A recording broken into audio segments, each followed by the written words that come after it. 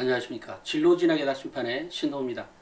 오늘은 제가 교과가 유리할까, 종합전형이 유리할까에 대해서 얘기를 하려고 합니다.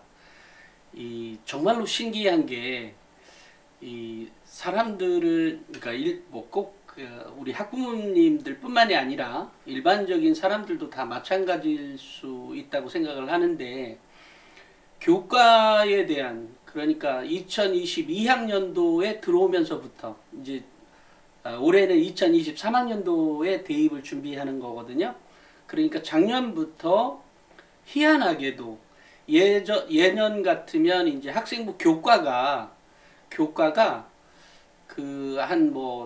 제가 예를 들면 가천대학교의 입학팀장하고 촬영한 건이 예를 들어 학생부 교과가 전형이 끝날 때까지, 그 해 끝날 때까지 보통 2,500 클릭이나 한 3,000건이 클릭이 되었다면 학생부 종합전형은 그보다 4배 이상 많은, 예를 들어 7,000건, 8,000건, 9,000건 이렇게 이제 한 4배 정도의 차이가 있었거든요. 그만큼 학생부 종합전형이 인기가 있었던 거죠. 그런데 2022학년도에 들어서 예전에 촬영했던 것들을 제가 일일이 다 확인할 수는 없지만, 우연찮게 이제 유튜브에 떠 있는 거를 보니까 학생부 교과하고 학생부 종합이 역전이 되었어요. 근데 역전이 된 것도 비단 예를 들어 그것 역시 한 4배 정도의 차이로 학생부 교과가 많고 학생부 종합이 클릭수가 적어졌어요. 물론 다른 여러 채널들을 통해서 보고 있다고도 생각이 들지만 그 이전에는 그렇지 않았나요? 역시 마찬가지였겠죠? 그러니까 즉 무슨 얘기냐면 학생부 교과를 준비하는 사람들이 교과 전형에 신경을 쓰는 사람들이 훨씬 더 많아졌다는 것을 의미하는 거죠. 그러니까 학생부 종합 전형이 더 적고, 근데 그게 참 희한한 게, 사실 학생부 교과 전형은 이 상위권 대학뿐만이 아니라 인서울권 또 수도권 대학의 좀 괜찮은 대학들에 우리가 이름 들으면 이 대학 가고 싶어 정도 나오는 대학들의 선발 비율은 10%에 지나지 않거든요. 그럼에도 불구하고 학생부 종합전형은 한 35% 정도가 되고, 그럼에도 불구하고 사람들은 학생부 교과에, 우리 학부모님들이 맞겠죠. 우리 학생들하고. 그러니까 학생부 교과에 더 신경을 많이 쓰는 거예요. 신기하죠. 근데 이런 분위기는 어디서 나온 거냐면, 실은 우리가 쏠림 현상이 너무 강하다는 거예요. 예를 들어 모집 인원이 많은, 당연히 모집 인원이 많은 학생부 종합전형 35%나 선발하는 이 학생부 종합전형에 비해서 학생부 교과전형은 10%에 지나지 않는데 여기에 더 신경을 쓰고 있다는 말이죠. 근데 이런 변화는 우리 학부모님들의 쏠림 현상이 어디서 나왔냐를 유추해 보면 결국은 학교에서 얘기되어지는, 그러니까 학교가 학생부 교과에 대해서 신경을 많이 쓰기 때문에 그런 신호가, 그러니까 제가 왜 예전에 보면 신호 이론을 얘기 많이 했잖아요. 그러니까 신호가 그렇게 가고 있다는 거죠. 그래서 정작 필요한 학생부 종합전형에 대한 정보는 상대적으로 덜 취득하거나 아니면 그러니까 이전보다 관심도가 적어졌다는 것은 이제 분명한 거죠. 그런 면에서 보면 결국은 우리가 쏠림 현상이 지나치다. 그러니까 사실은 객관적으로만 살펴만 봐도 학생부 종합전형에 대한 비율이 훨씬 더 높기 때문에 그쪽에 더 많이 신경을 써야 되는 거죠. 그럼에도 불구하고 그렇지 않다는 거가 참 안타까운 거죠. 그러니까 정보의 왜곡 현상이 일어나는 거예요. 학교에서 준 학생부 교과에 대해서 신경 쓴다고 하는 그 정보가 학부모들이나 학생에게 미치는 게 그만큼 크다는 거죠. 그러니까 잘못된 정보가 가고 있는 거죠. 잘못된 신호를 통해서 잘못된 정보가 되고 있는 거죠. 습득도 역시 마찬가지고요. 이제 그런 면을 좀 느꼈습니다. 물론 뭐 제 채널 말고도 다른 채널에서 얼마든지 볼 수는 있습니다만, 기본적으로 이제 이렇게 되니까 당연히 이제 사실은 어느 경우든 공부가 중요한 건 맞죠.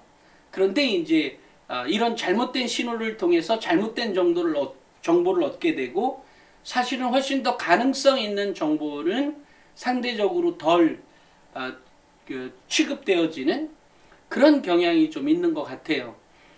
결국은 학생부 종합전형을 준비한다는 것은 제가 늘상 말씀드렸다시피 학생부 종합전형을 준비한다는 것은 학생부 교과전형을 같이 준비하게 되는 셈이에요. 그게 말이 되는 거죠. 왜냐하면 학생부 교과에는 당연히 시험 성적에 대한 것도 있지만 한 30에서 40% 또는 50%는 수행평가에 통해서 점수가 부여되는 거죠. 그래서 실제로 교사들에게 제가 직접 물어봤어요. 이 학교의 교사들도 다양한 층이 있잖아요. 정말 그 공부 잘하는 학교, 그렇지 않은 학교, 그 중간 학교, 뭐 그렇지 않은 학교, 이 세 부류의 학교들을 다 조사해봐도 역시 교사들은 수행평가를 할 때 그것을 단순하게 애들 내신 등급에 맞춘 등급으로만 주지 않고 학생의 노력이나 학생이 얼마나 그러니까 점수 체계가 역전이 가능하다는 거죠. 다만 그러한 비율이 예를 들어 이제 시험 점수에는 기본 점수라는 게 없죠. 기본 점수라는 게 없고 자신이 맞춘 문제, 틀린 문제에 대한 정답에 맞춘 그 점수만큼 획득하는 것이고, 수행평가의 경우는 일정 부분 점수가 기본 점수가 있고 그것에 대해서 차이를 두고 있기 때문에 격차는 이제 크진 않죠. 이런 시험 점수에 비해서. 하지만 이건 역시도 학생들 전체를 대상으로 할 때이고, 예를 들어 어느 정도 잘하는 학생들은 그 점수대 그 정도 상태인 거거든요. 결국 그런데 제가 학생들을 만나보면 이 수행평가의 활동이 얼마나 이 학생이 고민을 많이 하고 평소에 따른 배경 지식을 많이 갖고 있느냐에 따라서 당연히 그 수행평가의 질적인 부분은 달라질 수 있죠. 근데 이런 점수 차이가 이런 시험 점수만큼 차이가 벌어지지 않기 때문에 이건 별로 그냥 내신 공부에만 더 집중하게 되는 이런 현상이 나옵니다. 그렇지만 학생부 종합전형은 이 수행평가의 활동에서 매우 크게 좌우된다는 거죠. 그러니까 적어도 점수에서는 나타나진 않지만 점수 이외의 것에서 더 크게 나타날 수가 있다는 거죠. 그러니까 여기에서 이제 우리 학부모님들이 헷갈려 하죠. 우리 학생들도 마찬가지고. 당장 점수가 좋아져야 되는데 수행평가에서는 그닥 그렇게 차이가 두드러지게 보여줄 수 있는 것은 자신이 보기엔 뭐 좀 한계가 좀 분명한 것 같고, 그러니까 그렇지만 이제 기록으로 남겨지는 부분은 당연히 성적도 기록으로 남지만 이 수행평가에서 활동한 학생의 노력이나 그 과정에서 얻어진 다양한 것들이 물론 뭐 수행평가 하나로 결정되는 건 아닙니다. 그 교과목에서 주어진 다양한 활동들이 있죠. 소감문, 감상문, 또는 소논문, 또는 보고서 이런 여러 가지 것들이 결국은 좌우하게 되는데, 그럴 때 학생의 역량의 차이를 교사가 확인할 수 있다. 또 하나는 제가 이렇게 학생부 종합전형을 준비하게 되면 모의고사 준비를 만전을 기해라. 철저히 준비해라. 그러니까 예전 같으면 당연히 모의고사가 뭔 소용이 있어. 수시에 가면 당연히 상관이 없지. 이렇게 생각하지만 실제로 모의고사에서 주는 그 학생의 그 어떤 사고력 향상은 꽤 직접적인 영향을 미치고 있습니다. 그러니까 물론 모의고사 하나로 되는 것은 아니고 뭐 독서나 다양한 활동을 통해서 얻어지는 것이긴 합니다만, 어찌됐건 모의고사에서 성적을 높이는 노력을 하는 것, 성적이 꼭 1등급 안 나와도 되고 2등급 안 나와도 되고, 예를 들어 4등급 아이에게 뭐 1등급 아니죠.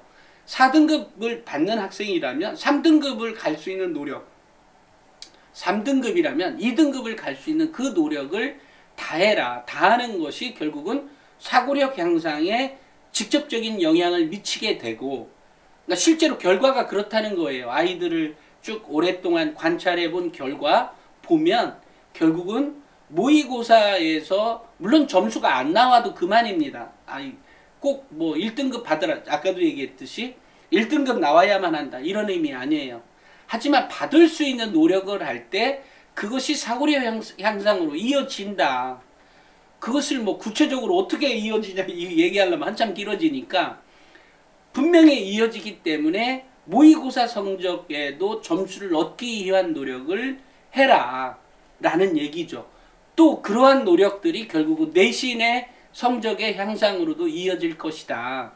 왜냐하면 내신이 과거하고 달리 이제 교과나 이 수능이 이제 비중이 커지다 보니까 학교에서도 시험의 그 어떤 문제의 유형들이 이제 모의고사의 유형으로 많이 따라가 있다. 그렇기 때문에 이제 사고력 향상, 사고력의 정도여에 따라서 점수가 이제 자연스럽게 분포가 되는.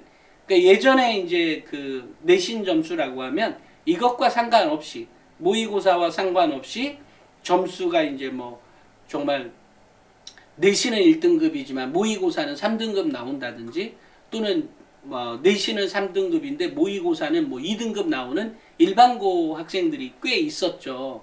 근데 그런 경향들은 차츰 없어져 가고 있다. 그러니까 내신과 모의고사가 비례해 간다 라고 하는 거죠. 물론 뭐 자사고의 경우 학생들이라면 당연히 비례하지 않죠. 왜냐하면 전체적으로 아이들이 상향으로 올라가 있고 설령 9등급이라도 모의고사는 3등급, 2등급 나오는 학생들도 있기 때문에 뭐 그런 이제 특수한 경우를 제외한 일반고의 경우에는 일반적으로 그 등수에 따라서 내신이 1등급이라면 모의고사도 그 학교 1등급이 나오는, 그러니까 같이 비례하는 경우가 많아졌다는 거죠. 이유는 교과에서 나오는 그 문제 유형이 그렇게 변화했다. 또 하나는 중요한 사실은 어쨌든 어떤 뭐라고 하죠? 학생부 종합전형을 준비하는 데 있어서 이렇게 세 가지를 준비해 가는 게 좋다. 자, 제가 지금 이제 오늘 그 말씀 중에 교과가 유리할까, 종합이 유리할까라고 이렇게 화두를 던졌는데요. 실은 학생부 종합전형을 준비한다는 것은 학생부 교과전형을 준비하는 것과 마찬가지가 되었다. 이제는 과거와 다르다. 그러니까 학생부 종합전형을 메인으로 두고 거기에 얻어진 과실이 교과인 거죠. 또 그런 노력들에서 얻어진 게 뭔가가 또 따로 있다면 그게 논술인 거고, 마찬가지로 제가 얘기했지 않습니까? 논술의 경우에도 당연히 학생들의 어떤 분석력, 또 비판적 사고력, 이런 것들을 파악하는, 종합적 사고력, 이런 것들을 파악하기 위한 시험이기 때문에 결국은 학생부 종합전형에서 선발하는 기준 역시 그런 거다. 그런데 시험 유형이 역시 아까 얘기했던 모의고사 유형이 비판적 사고력이나 또는 분석력, 이런 것을 판단하는 기준이라고 했다면 당연히 내신도 그렇게 바뀌었기 때문에 결국은 아이들의 사고력 향상이 이어지는 공부, 관련된 것을 계속해 가는 게 학생에게 유리하다. 그러니까 학생부 교과전형에서 유리할까, 학생부 종합전형이 유리할까는 학생부 종합전형에 메인을 두고 학생부 교과전형은 거기에 얻어지는 과실에 의해서, 물론 뭐 조금 더 신경을 당연히 쓸 수 있겠죠. 이렇게 움직여지는 게 맞다라고 생각을 합니다. 이제 이렇게 될 때 나중에, 지금은 1학년, 2학년 때는 나는 교과만 할 거야, 이렇게 생각을 하게 됩니다. 아우, 난 신경 쓰기 싫어. 그렇지만 이제 3학년 2학기, 그죠? 9월 달에 수시 시즌이 되는 한 7월? 9월 달에 주로 원서를 내니까 7월, 6월 모평이 끝나는 7월부터는 나 이제 학종으로 지원할 거야. 여태까지 교과만 준비했다가 학종으로 갈 거야. 이래서는 역전이라고 하는 게 참 힘들죠. 그렇기 때문에 학생부 종합전형은 기본 메인 전형이고 학생부 교과 전형과 논술 전형은 그 곁다리인 거죠. 물론 곁다리라 그래서 이거 곁다리의 의미가 좀 다르긴 한데 어찌됐건 옆에 전형이에요. 학생부 종합전형을 메인으로 두고 교과와 논술을 같이 공부해 가는 이렇게 가라. 당연히 모의고사 준비도 제가 하라 그랬죠. 그것은 사고력 향상도 이어지지만 기록으로도 나타난다. 아이의 사고력 향상 정도가 기록으로 나타나기 때문에 당연히 그렇게 준비해야 한다. 라는 말씀을 드리고 싶어요. 그러니까 학교에서 나오는 여러 가지 그 신호는 학생부 교과가 뭐 메인인 것처럼 실제로 그런 교사들이 있다 그래 선생님들도 계시다 그래요. 그것은 잘못된 정보이다 라고 생각을 합니다. 그러니까 오늘 제 말씀 잘 들으시고 학생부 종합전형을 메인으로 두고 공부해 가면서 학생부 교과에 얻어진 점수는 그냥 그죠? 농사 짓다가 또 나오는 약간 보너스의 개념으로 생각하시면 될 것 같아요. 결국 우리는 입시는 결국은 대입은 뭐 어쨌든 3학년 때 이루어지는 3학년 2학기에 결정되는 사항이기 때문에 그때까지 그렇게 준비해가는 방법이라면 틀림없이 좋은 결과를 얻으실 수 있습니다. 오늘은 여기까지 하겠습니다. 감사합니다.